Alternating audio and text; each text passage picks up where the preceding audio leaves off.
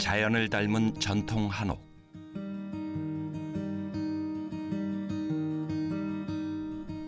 한옥은 넉넉한 품으로 우리를 안아주었다.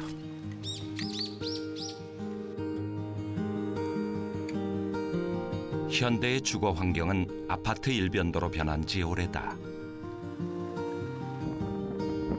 과밀 인구 해소와 편리성을 기반으로 한 아파트에서 우리의 전통 가구는 어떻게 자리해야 할까?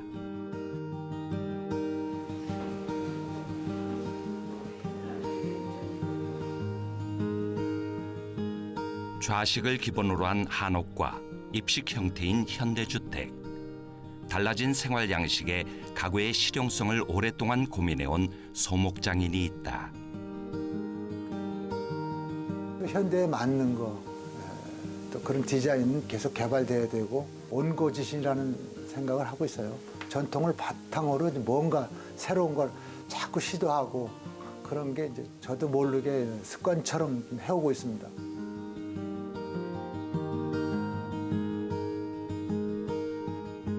전통 가구의 맥을 잇고 미래 가구가 가야 할 새로운 문 또한 열고자 오늘도 작품 구상에 여념이 없는 경기도 무형문화재 제14호 소목장 가구 권우범 보유자다.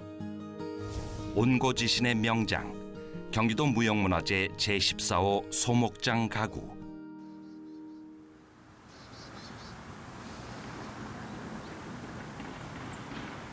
남양주시 진저읍에 자리한 대권공예. 공방 한켠에 자리한 전시실.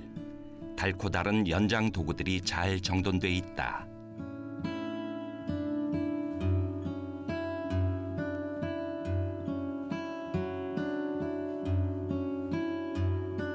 이 오래된 연장들을 다루던 주인공은 누구일까? 여기 이 유물들은 저 선친이신 고 권혁자 원자 되시는 분의 유물들입니다. 요거는 이제 톱을 물고 수리하는 그 톱집게입니다. 그리고 요런 거는 이제 옛날에 쓰시다 남은 저 악교고 요거는 이제 어교입니다. 그리고 이런 것은 이제 선친께서 이제 조각했던 것입니다.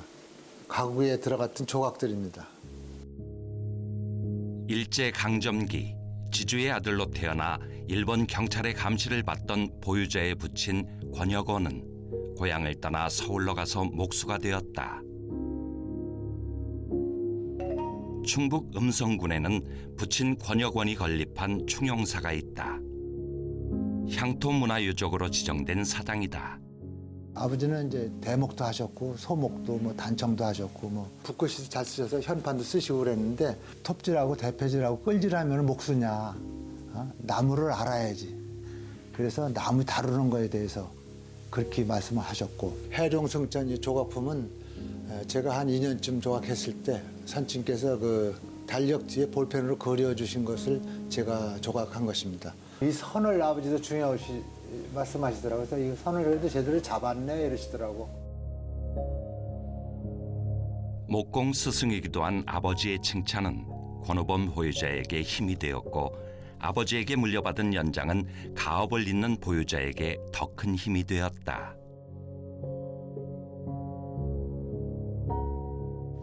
연장뼈인데 어디 외출하실 때 이렇게 잠가놓고 갔어요. 못을 제가 잘 두드려서 이렇게 따면은 열렸어요. 꺼내서 쓰고 또 이렇게 또 넣어놓고 했는데 또 몰리실 리가 없죠. 그래가지고 이제 나중에는 안 열리는 미제자물통을 다시더라고요. 연탈에 또 썰매 또 그때는 나무로도 딱총해서 화약을 터뜨리고 그런 장난감이 있었어요. 그 나무로다 딱총도 많이 만들었어요. 친구들도 많이 만들어주기도 했고요. 저니까 할 수 있었던 거예요. 그런 연장도 있었고 보는 대로 흉내를 냈고 아버지 공방이 있죠. 제 놀이터였죠. 늘 보고 자란 게 그런 거였으니까. 그래서 절대 못 만지게 했어도 내가 연장 다루는 걸 봤기 때문에 제가 잘했어요. 그러니까 다치기도 많이 다쳤고 왼손에 그래서 이렇게 상처가 많습니다. 아들의 목공 솜씨를 눈여겨본 부친은 보유자가 중학교를 졸업하자 서울의 오양환 선생 공방으로 보냈고 보유자는 학업을 병행하며 스승 오양환에게 소목과 상감, 조각을 배웠다. 물고기 형상의 촛대 작품으로 상공부 주최 우수 공예품 전시회에서 특선작으로 선정되었을 때 보유자의 나이가 20이었다.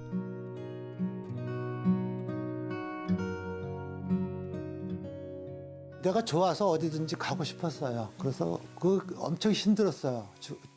그 주경야도 가기가 진짜 힘들었거든요. 그때는 휴일도 매주 쉬지도 않고 한 달에 2번 쉬었어요. 그리고 시간도 늦었고 만날 바빠서 뭐 밤새우는 일도 많았고 그러니까 너무 힘든 시간. 그래도 그걸 참았어요.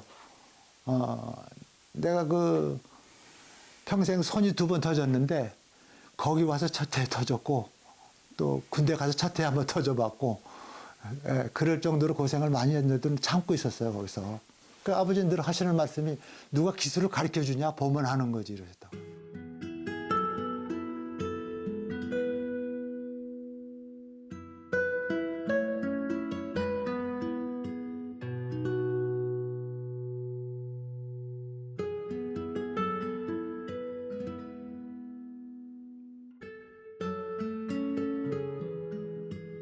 소목과 상감을 배웠고 조각도 배웠지만 권우범 보유자는 새로운 것에 대한 갈망이 있었다.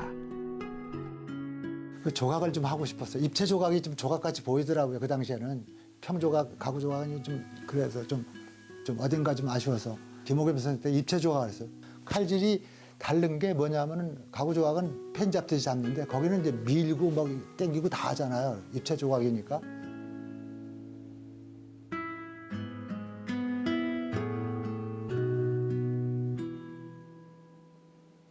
입체 조각을 응용해서 가구를 만들고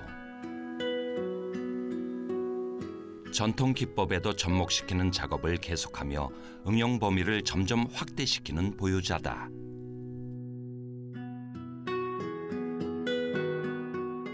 작품 구상할 때 이건 조각이 낫겠다.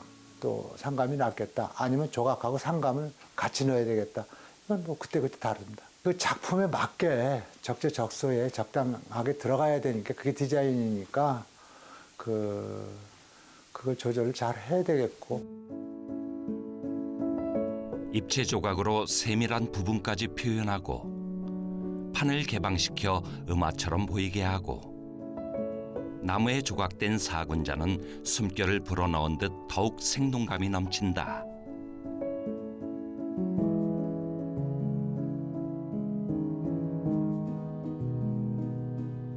금속 대신 목상감으로 장식한 괴목 흑단 상감 머리장은 무쇠장식 느낌의 흑단 상감재를 사용했다.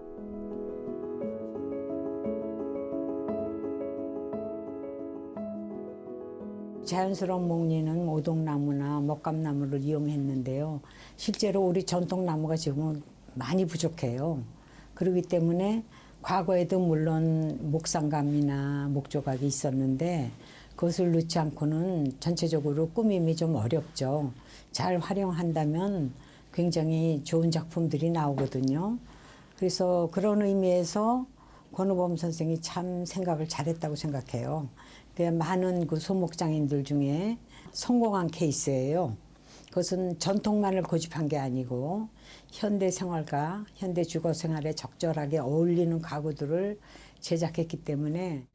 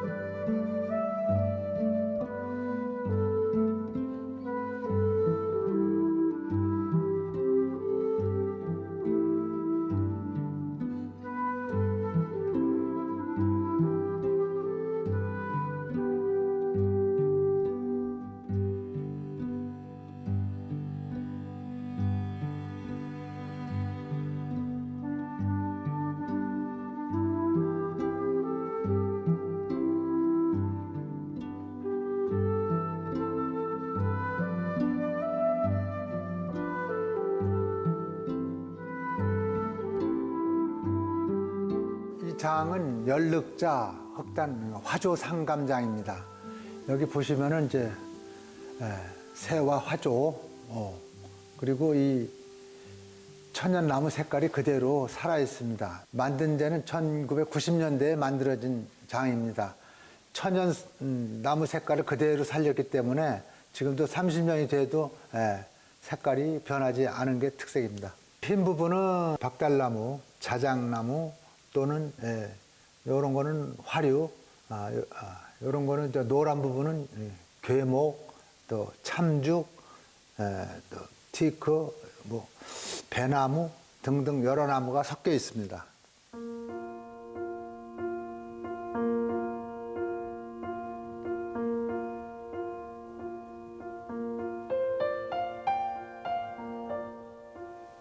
나비 머리장입니다. 재료는 오동나무하고 단풍나무입니다. 단풍나무 중에서도 조안문이라고 해서 새 눈처럼 무늬가 아름답습니다. 그리고 이 디자인의 특색은 상판이 길고 백으로 대비시켰습니다. 요 나비 조각이고 요 나비인데 이 선이 가늘고 직선 처리해서 좀 간결한 느낌을 주려고 했습니다.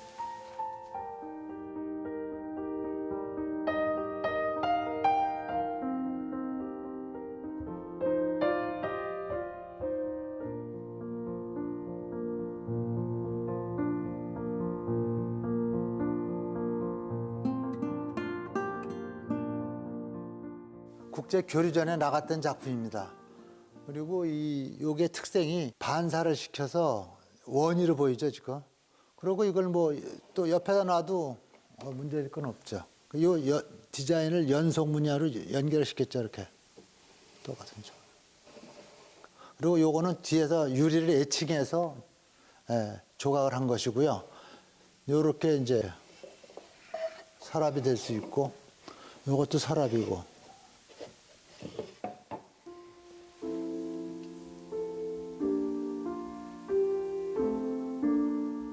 이게 이제 명칭이 나비 화장대입니다.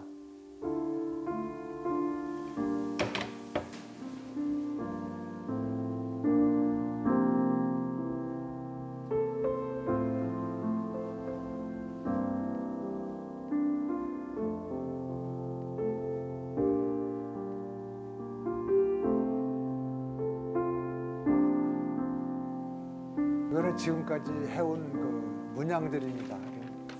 사찰비를 한 거라든가 이렇게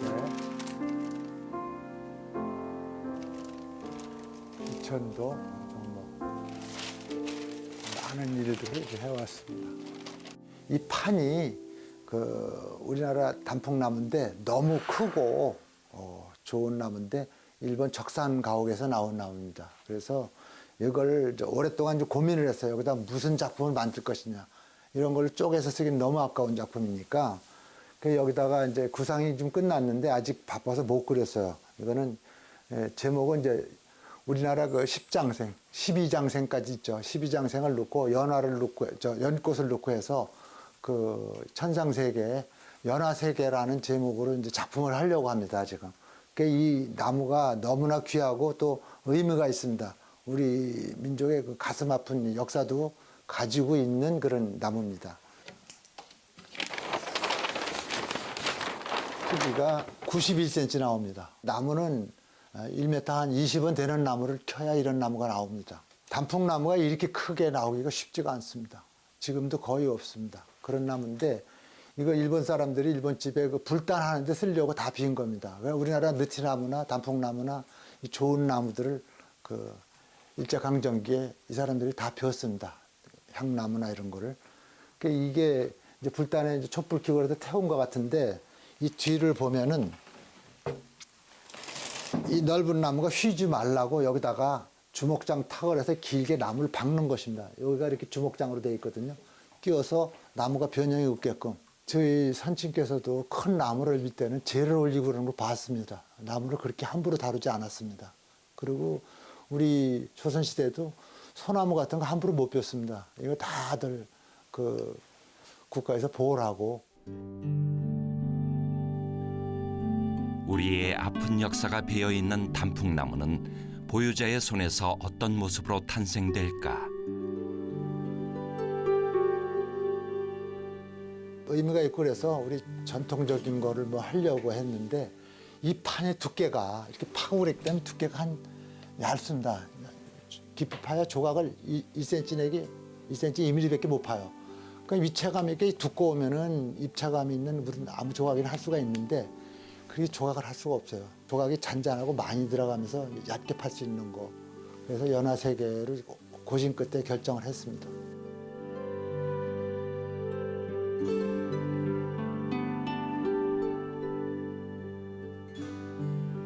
우리 문화재 선생님들이 왜 그런 거 하느냐. 옛날 거만 꼭 보수하고 뭐 재현하는 데만 하느냐. 그럼 100년, 200년 후에 우리가 남길 건 뭐가 있습니까?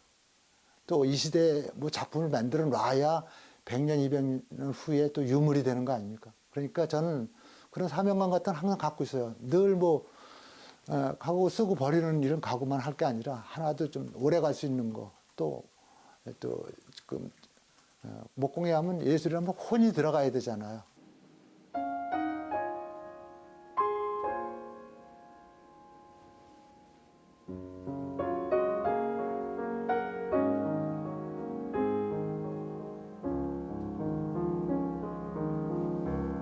이것도 뒤에 주먹장 턱으로 따졌기 때문에 두께가 얇아서 이 작품 구상하는 데 시간이 많이 걸렸습니다.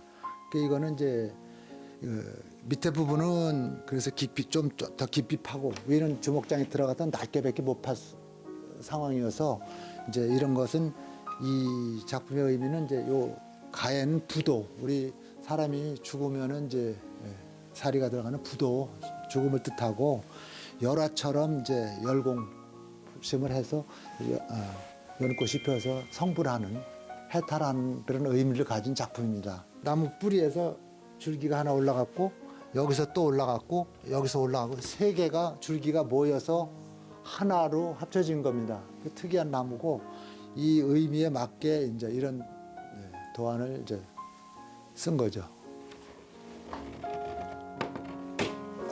이것도 단풍나무에서 보셨듯이 주먹장 탁으로 옆에서 낀 겁니다. 이걸 떼온 거예요. 그래서 끼워서 낀 거고.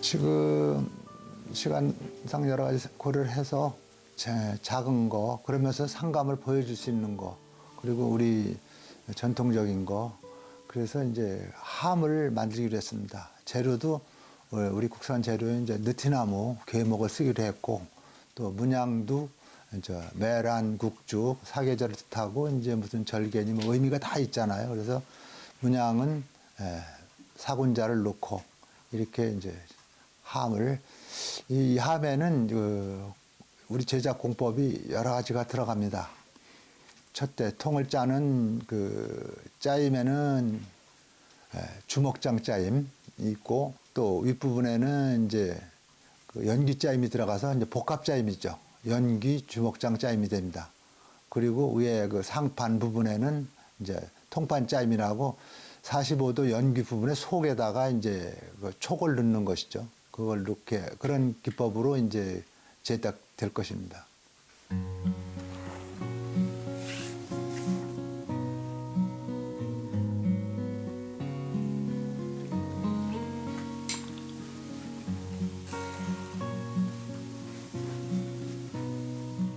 작품을 구상해서 초안으로다가 이제 스케치만 살짝 해놓은 겁니다. 이것을 이제 이렇게 구체화시키기 위해서 이렇게 모눈지에다 그리고 모눈지에다가 이렇게 이제 또 그림을 그립니다. 1대1 크기로 그린 것입니다. 매란 국죽 문양을 이렇게 이제 상판에 매란 전면에 국, 죽 이렇게 4개를 배치합니다. 이 중간 부분에는 백동장석을 이제 달고요. 가운데 부분에는 쌍이자가 들어갑니다. 쌍이자의 의미는 뭐 아시다시피 기쁜 게 겹친다는 겹경사라는 뜻을 갖고 있습니다. 통풍이 잘 되게 만들어진 목재 자연 건조장. 재단된 나무들이 종류별로 분류되어 사용하기 편리하게 정돈돼 있다. 천정에 환풍구도 만들었다.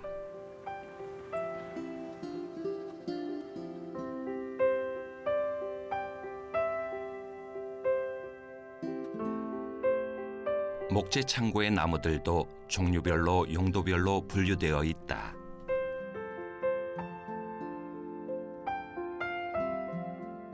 산대를 넣어서 좀 덜 마른 거 통풍되게끔 이제 건조하는 거고요. 산대는 나무와 나무 사이에 넣는 작은 나무 조각이다. 건조를 해놔도 또 습이 먹으면 안 되니까 항상 이런 조건을 만들어줘야죠.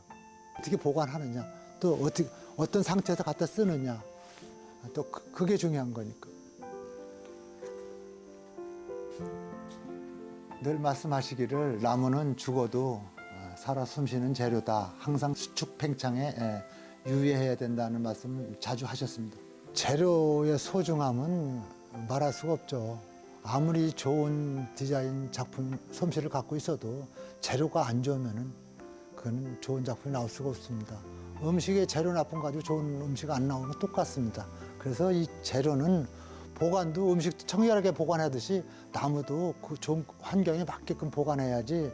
이게 습이 많거나 나무한테 제일 문제는 온도하고 습이거든요. 여기 습하고 그런 데다 지하에 보관한다 그러면 나무는 다 곰팡이 나고 못 쓰는 겁니다. 시간이 오래 갈수록 썩고. 그러니까 나무는 저희 공장 잡을 때도 그래서 높은 데를 잡은 이유가 그런 것도 있습니다. 통풍이 잘 되고 습이 적은데 그렇게 보관을 해야 되는 게 이제 나무입니다. 이런 것들이 산대를 다 꼽아놨죠. 꼽아놨고 이 나무가 지금 우리가 제작하는 함에 쓴 나무예요. 이렇게 그 나무에 이렇게 점이 배겼어요. 이걸 활용해서 이번에 그냥 그리고 나무는 무늬가 예쁘고 색깔도 좋습니다. 이것도 일종의 새 눈처럼 바뀌었죠. 이런 것도 이걸 그냥 함에 이용하려고 지금 이걸로 재단을 했습니다.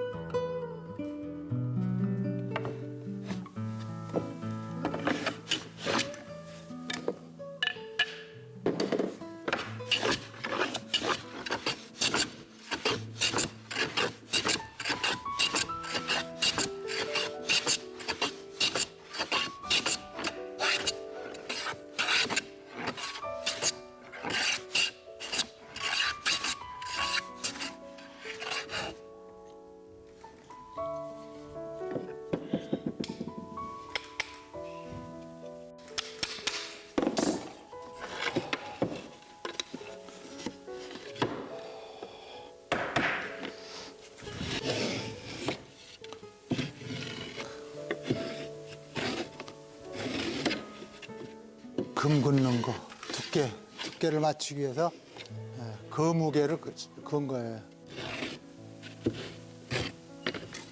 전체적으로 이렇게 수평이 맞아야 되고 또 옹이 같은 게 있으면 결을 잘 맞춰야 되고 순결로 대패 작업을 해야 되고 그런 게 이제 주의할 사항이죠. 이거는 이제 궤목이라 이것도 이 부분에서는 한쪽은 순결되고 한쪽은 얼결이 되죠. 결이 이렇게 됐으니까. 그러니까 이런 거는 이제 힘든 거예요. 그래서.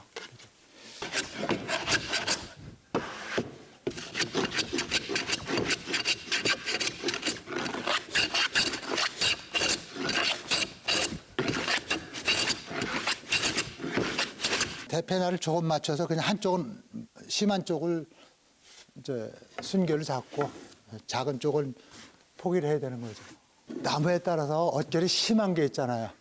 아주 강한 나무에서는 그게 잘 안 잡히고 그런 건 이제 사포로 잡는다든가 하는 게 있고 또 이제 정 심하면은 이렇게 요거밖에 옆으로 깎는 것도 있어요.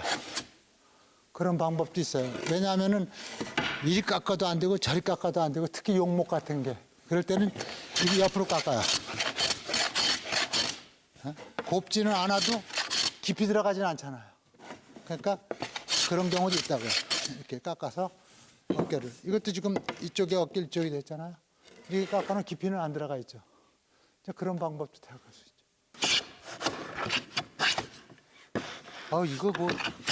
이거 대패질 할 수가 없는데.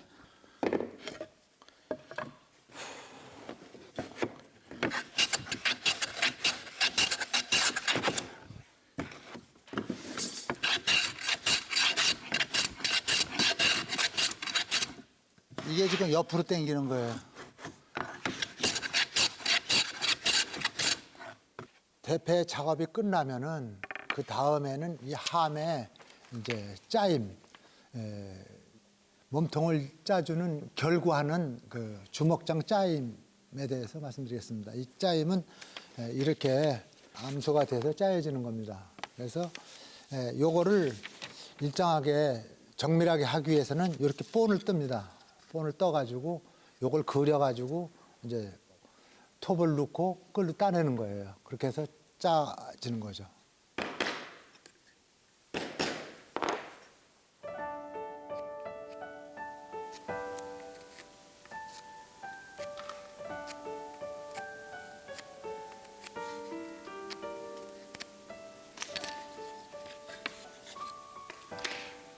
이렇게 그려놓으면은 앞뒤에 그려졌죠. 직선으로 연결하기 위해서는 또 이렇게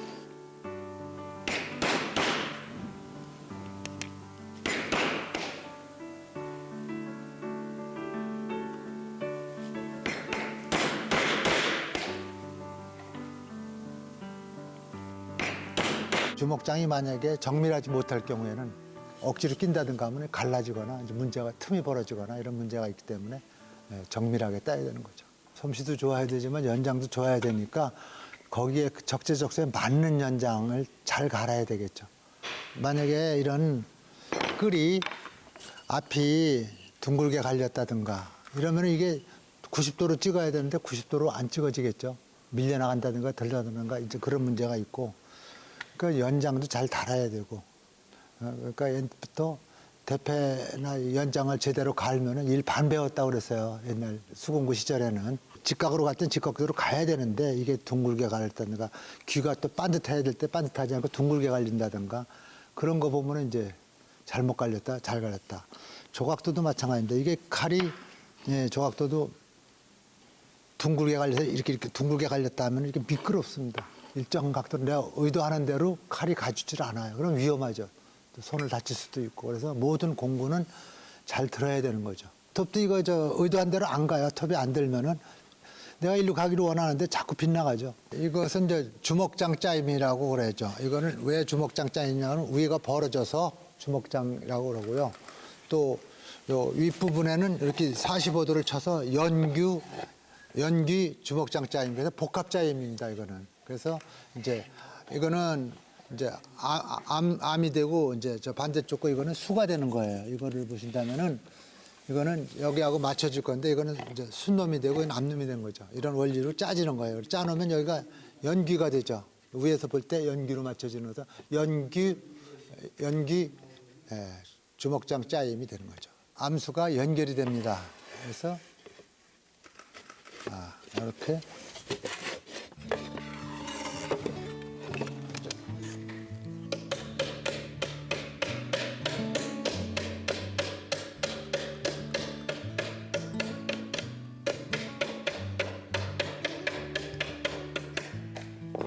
주먹장 턱을 딴 다음에 이런 바닥판을 끼기 위해서는 홈을 파야 됩니다. 그래서 이 홈을 한번 파보겠습니다.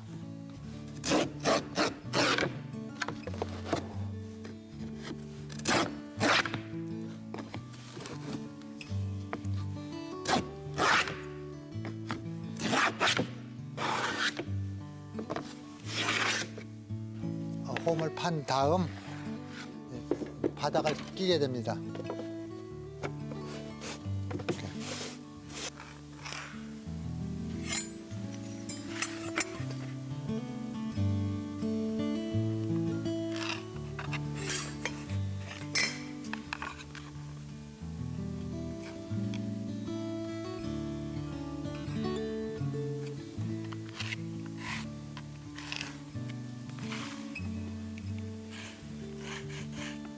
간판 요거를 넣기 위해서 그만큼을 따내야 됩니다. 끌로 파내는 거죠.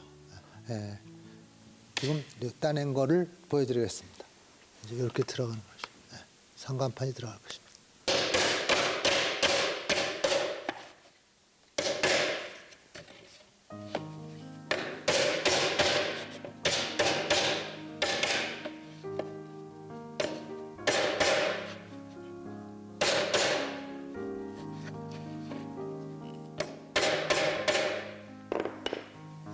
짜졌습니다.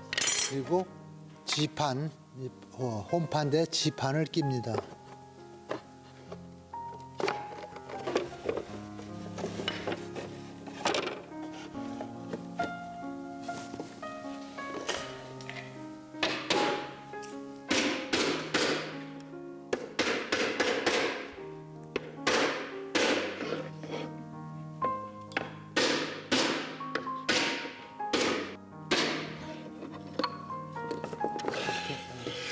조립이 됐습니다. 이제 가조립이라고 그래서 한번 조립을 해보고 다시 뺀 다음에 이제 틈 손 볼 때 있으면 손을 보고 그 다음에 이제 악교치를 해서 완전 고정을 시키는 겁니다. 이렇게 이제 여기가 전면이 될 겁니다. 그리고 여기 측면, 여기 후면이 될 겁니다. 그 후면에는 이제 경첩이 달릴 자리고요. 요 위에 지금 연기로 이렇게 깎아 놓은 것은 이제 상판이 들어갈 자리예요. 상감재를 보여드리겠습니다. 요게 이제 제일 밝은 단풍나무고, 이건 느티나무 계목이고요. 요거는 배나무, 또 참중나무, 호두나무 이런 종류를 가지고 상감을 할 예정입니다. 상감은 이제 색깔이 다른 나무를 문양으로 만들어서 이제 나무에 홈을 파고 끼우는 걸 통상 상감이라고 합니다. 지금 오늘 보여드릴 것은 매란, 국죽, 사군자를 상감할 예정입니다. 이걸 갖고 나무 종류를 구분하기 위해서 이렇게 번호를 쓴 것입니다.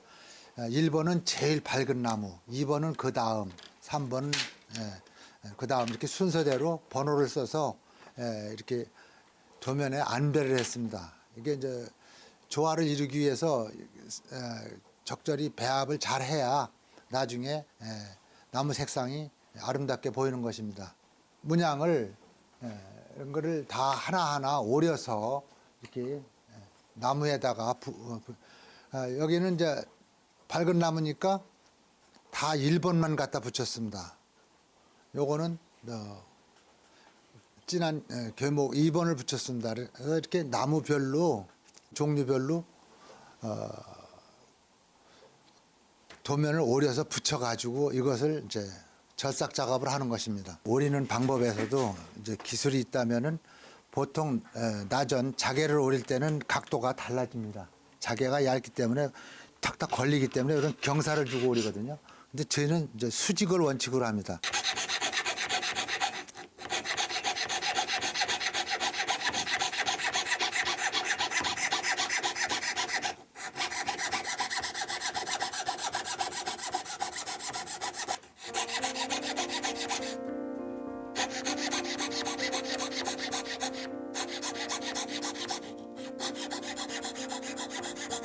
절삭 한 부위가 아무래도 이제 톱이니까 거칠 수가 있잖아요. 그래서 약간씩은 다듬습니다. 많이 이제 선이 고르지 않다든가 하면은 선이 이제 삐뚤어진 게 있으면 잡아줘야 되겠죠.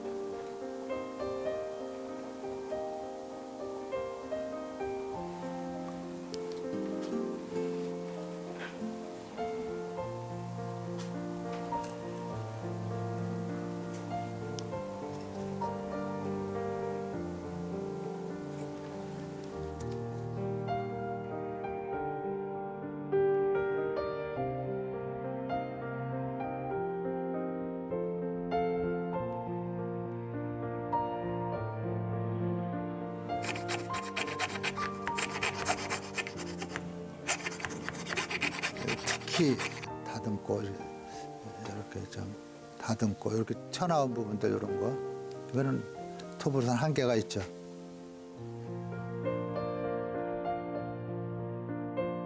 상간판에 테두리가 이제 밝은 색으로 테두리가 돌아가는 거거든요.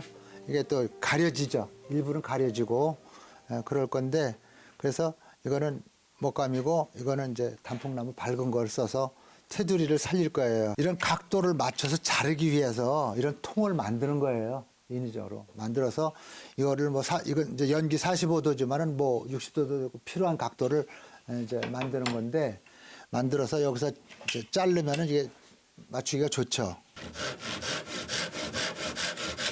그럼 이런 각도가 맞죠. 그럼 이렇게 각도를 맞추는 거 길이를 또 맞춰서 또 자르는 거죠.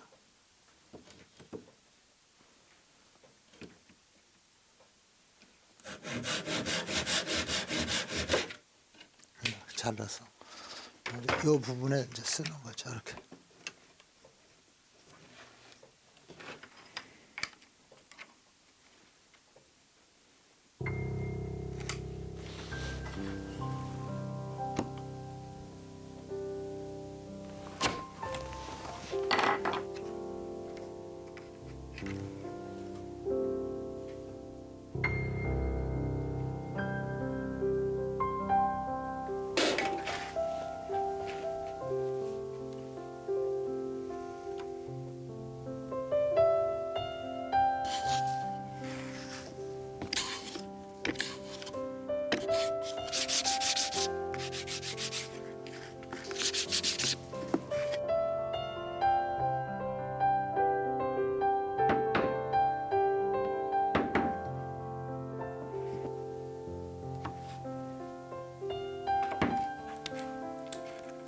다시 이제 좀 큰 데는 다시 한번 그어서 이제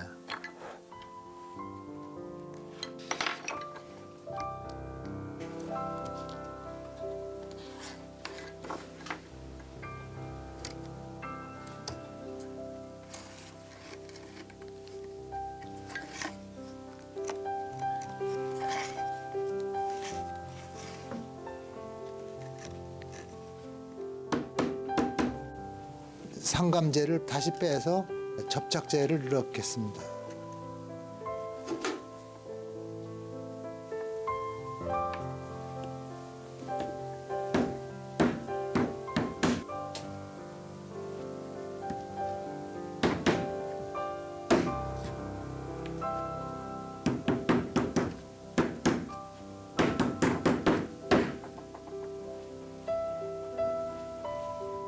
마르면 이제 종이를 이렇게 벗겨내는 거지. 잘 벗겼죠 지금도. 예.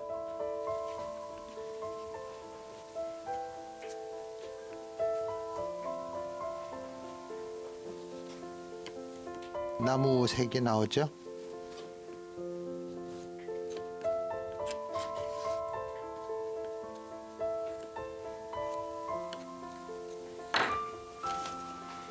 근데 종이를 이제 벗긴 상태입니다. 이제 다음 작업이죠.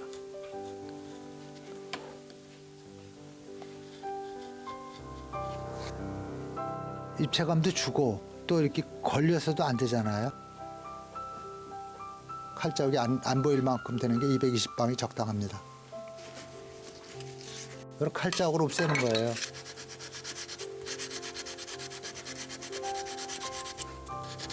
다음 단계가 뭐냐 하면은 요 선상감입니다. 요 부분에 선을 넣는데 이거는 이제 그 목분 나무 가루를 이제 개가지고 풀에다 개가지고 이렇게 끼는 거예요. 그리고 갈아내면은 요 선만 남죠. 우리 이제 그 금속 상감도 이제 파고 집어넣듯이 이제 그 가루 있잖아요. 은가루도 그렇게 이제 단단한 라면 그런 식으로 하예요. 이거를 개서 목분이라고요? 나무가루. 이제 이거는 이제 하얘니까 까만 가루를 넣어야 되겠죠. 이제 검은 나무 가른 가루 풀하고 개 놓은 게 요거예요. 이런 데다가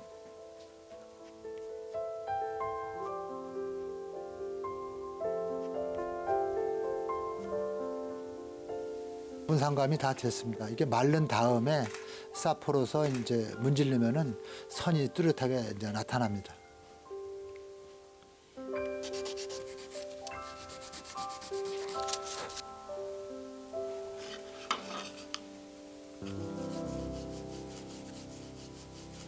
보드라운 거, 융이나 면이나 하루에 한두 번씩, 세 번씩 바르고 또 하루 굽고서 또 한 두세 번 바르고 이런 식으로. 함 중앙에 들어가는 쌍이자 상감입니다. 먹감나무 상감을 느티나무 계목에다가 파고 집어넣는 거, 작업입니다. 음각 조각이라고 보시면 됩니다. 속을 파내는 작업이니까 음각 조각인데 그 상감 재하고 그 틈이 안 벌어지게 해야 되기 때문에 이제 그게 좀 어려운 거죠.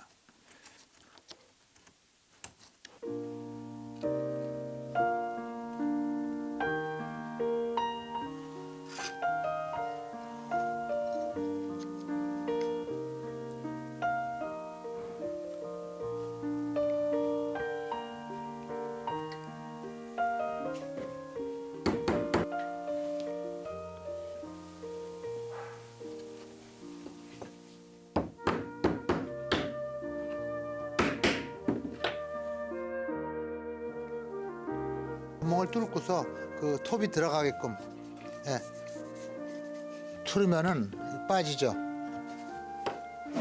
톱날이. 그럼 여기다 끼면 돼요.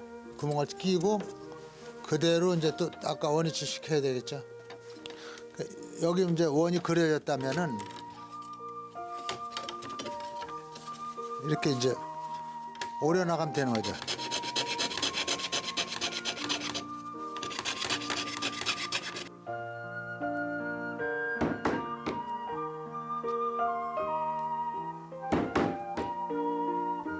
난초 상감한 도면을 이제 조각으로 하는 거를 보여드리려고 그러는데 기법을 위주로 보여드리겠습니다. 이걸 빨리 하기 위해서는 이런 둥근 칼이 사이즈가 맞으면 이걸 찍어요.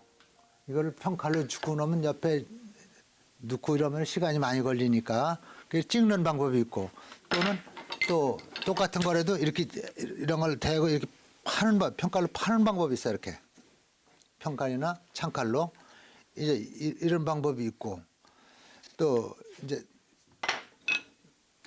이런 이제 줄기 같은 거 긴 문양은 이렇게 삼각도로다가 이렇게 파내는 거 있어요.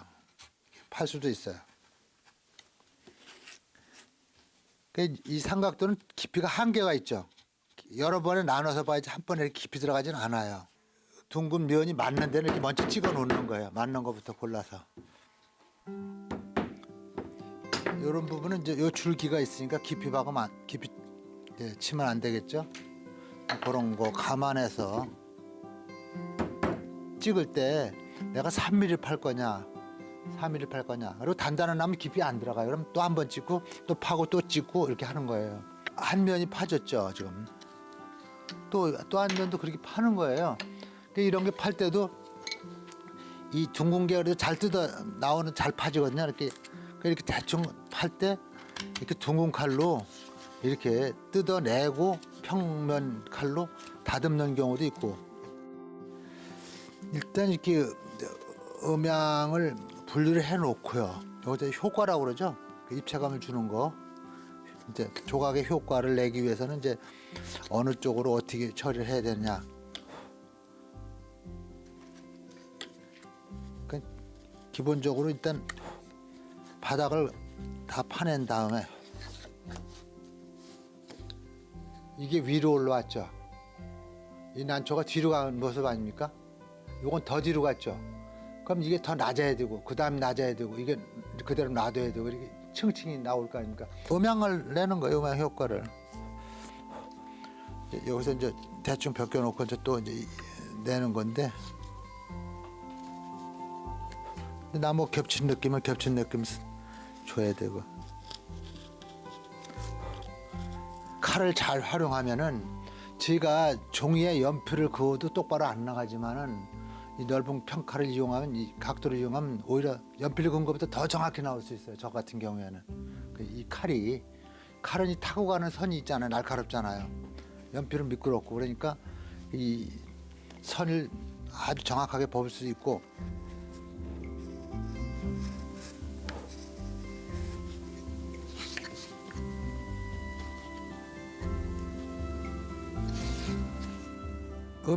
좋아하는 음양 아니에요? 음양에 좋아하니까 깊고 낮고 입체감을 주잖아요. 그러고 나면 이제 선을 다 정리를 해야 되지 다시 잡아주고 해.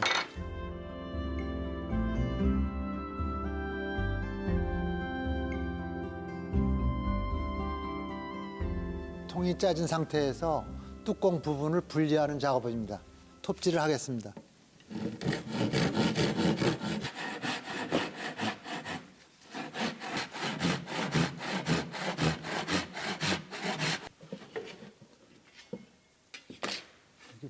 분리된 것을 이 부분을 매끄럽게 또 다듬어야 됩니다.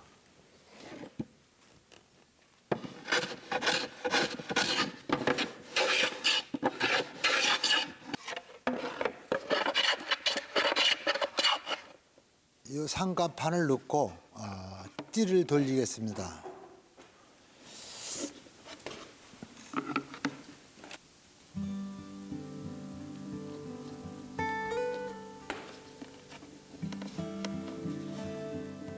앞에 그 무늬가 아래 무늬가 연결이 되는 거죠. 제 것을 자르면은 불과 1, 2mm만 없어지고 다 무늬가 연결이 되고 또 만약에 따로 짜서 붙이면 무늬가 다른 나무 써야 되니까 색상이 달라질 수가 있어요. 이런 게 제일 이제 모양이 예쁘고 아래 위가 똑같고 또 장식을 달았을 때도 장식의 디자인도 좋아질 수가 있고 여러 장점이 있기 때문에 그렇게 하는 것입니다.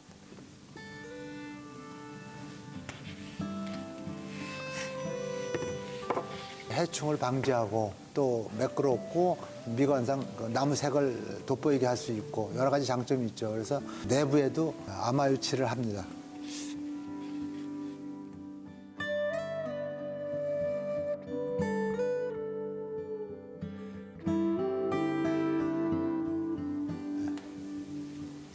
이렇게 붙여서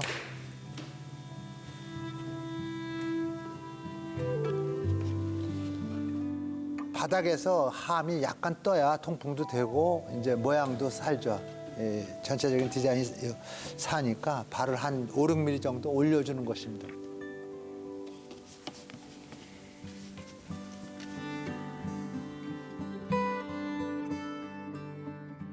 전통이라면 이제 우리 조선 후기 가구가 이제 남아있는 가구들이 물론 가구는 그 이전부터 많이 제작되어 왔겠지만 남아있는 가구들은 조선 후기에 한정되어 있습니다.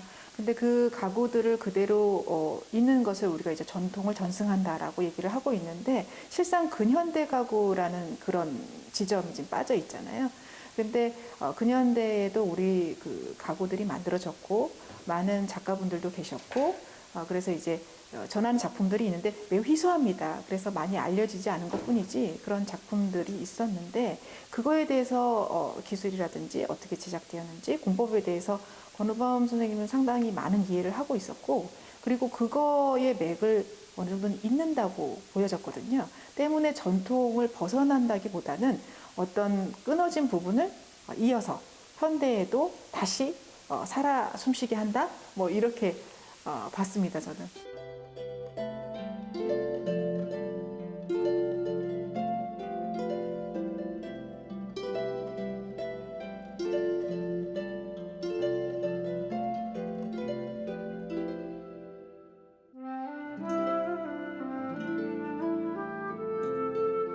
괴목을 점이 많다고 여저 기피하던 그런 그 재료였다고. 그러나 괴목은 무늬가 좋고 점이 있어도 적재적소에 재료를 쓴다는 자체가 굉장히 중요하고, 여기 만약에 상상하러 여기 검은 무쇠 장식이 달렸다고 생각하면 어떤 느낌이 올까? 또 이 상감이 조각이었으면 어떨까? 이런 걸 항상 생각을 해보라고. 그건 나무 수축에 같이 움직이니까 이런 건 하자가 덜 나는 거지. 지금 우리 후배들은 아직 젊은 친구들이 있으니까 다른 데 가보면 없거든요, 거의. 그래서 우리 미래는 좀 밝다고 생각합니다. 가구의 디자인도 중요하지만 전통성을 살리면서 그걸 얼마나 실생활에 우리가 사용할 수 있게끔 만드냐가 최고 중요한 것 같아서 그 부분을 늘 배우려고 저희 다 모두 애쓰고 있습니다. 많이 어렵기도 하지만 또 한편으로는 뿌듯하기도 하고, 뭔가 전통 가구로 이렇게 쭉 명맥을 이어올 수 있다는 거, 앞으로 그걸 생각하고 하다 보니까 힘들진 않습니다. 항상 하시는 말씀이 옛것을 지키기만 하면 새로운 것은 나오지 않는다고 하시거든요. 그게 정말 맞는 말씀이신 것 같고, 그러기 위해서 제가 이제 조금 더 디자인을 해서 현대적인 기법이나 좀 그런 기법뿐만 아니라 느낌도 살려서 그런 이제 아우를 수 있는 그런 작품을 좀 만들고 싶습니다. 제가 지금 전수 장학생으로 현재 여기 근무한 지 지금 5년 정도 지났는데 아직도 많이 부족하다고 생각하고 있습니다. 다른 직종애들에 비해서 더욱더 많은 노력이 필요하다고 생각하기 때문에 아까 조교님도 말씀하셨지만 더욱더 노력해 나가는 방법밖에 없는 것 같아서 더욱더 열심히 노력하도록 하겠습니다.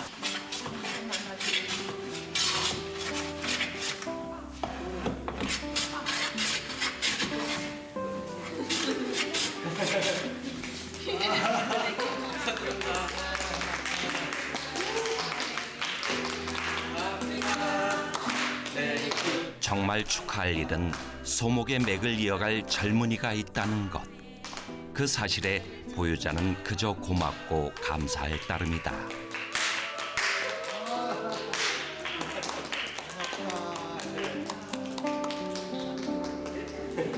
무형문화재라는 칭호가 남다른 의미가 있죠. 그냥 일반 장인이 아니고 또 우리 가업을 이어서 하는 장인이기 때문에